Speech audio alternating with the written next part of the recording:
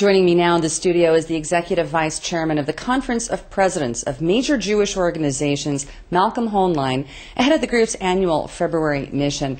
Hi, thank you for coming in this evening. Pleasure. All right, let's start with the Pew report that came out last October, which reported fairly shocking numbers about the decline of American Jewry through intermarriage and a basic lack of identity with their Judaism. As the head of Organized American Jewry, how concerned are you about these numbers? Well, of course we're concerned about the trends it reflects and about the messages that it tells us about where we need to invest more. But we've seen these kind of dire predictions in the past, and polls, always answer the questions that the pollster poses. There are clear trends, there are clear problems. We are trying to address them in part, but I think the community, and I think in Israel, has a responsibility, and the Prime Minister's new initiative, I think, is meant to help address that. And let's talk about some international affairs. For example, the situation in Iran. Now, the delay of congressional legislation has been seen by many critics as a setback for American Jewish organizations. What's your response to that?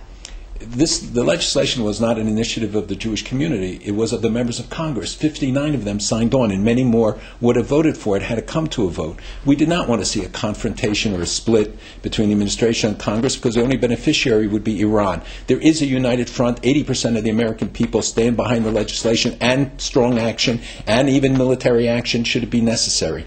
So the message here was, the goal was the same. Both said they want to have the legislation and sanctions if necessary. Congress said, let's enact them and then implement them when time comes. The administration says, let's deal with the negotiations and then implement them when the time comes. So it had nothing to do at all with the diminution either of the influence of the Jewish community or the relationship with Congress or with the administration. This was an eternal battle between them, and frankly, the failure to act may be a costly one because of the message the Iranians get. Now let's talk about the peace process and what your view of the status is. Of course, you regularly meet with American leaders as well as Israeli leaders. What can you tell us about the status of the ongoing negotiations? That they're ongoing, and I think Secretary Kerry has demonstrated his commitment to the process. I know people have characterized it in different ways, and I think that some of the language and some of the characterizations that we've seen in recent days are harmful. People have to be careful with the words and personalizing their concern about the nature of the negotiations. There are very important things at stake. We understand it. I think Israel has been singled out, that the pressure has been solely put on Israel by Europeans, even by America. I think the reference to warmongering or that support for the legislation is a way for peace, is a way to drag us to war. These are very heavily laden words, and I think also when people here use terminology about the Secretary, he's certainly not anti-Israel. We can disagree with some of the proposals, and we'll have to weigh them. But I think the commitment of Israel is clear to the process. The problem is that we haven't found yet a partner that is willing to match the kind of actions the Prime Minister took in releasing the prisoners, and we shouldn't let that attention be diverted.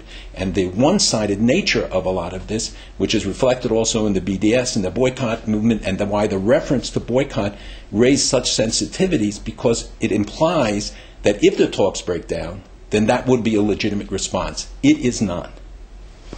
Just briefly, then, you understand the sensitivity. Do you think it was at least warranted, the reaction that was elicited by Kerry's comments? I think we can understand why it elicited those comments. I certainly also was concerned when I read him. I think that the personal attacks and invective is not appropriate in any circumstances. This is not a personal battle. We have to educate and make him understand and sensitize sometimes the leaders in America to understand why their words can be harmful. But words count. They do make a difference. The truth is the United States and Israel have to show a united front, whether it's on negotiations, whether it's in regard to Iran. We want the same things, even if we may have some difference in a particular tactic. The fact is that the U.S.-Israel alliance is the key to the future for peace. It's key to confronting Iran. It's the key to the region. The other Arab countries are looking to that as a measure for themselves, and they think that it is critical to their security in the future. Executive Vice Chairman of the Conference of Presidents of Major American Jewish Organizations, Malcolm Hoenline. Always good to have you with us. Good luck on your mission while you're here. Thank you. Thank you.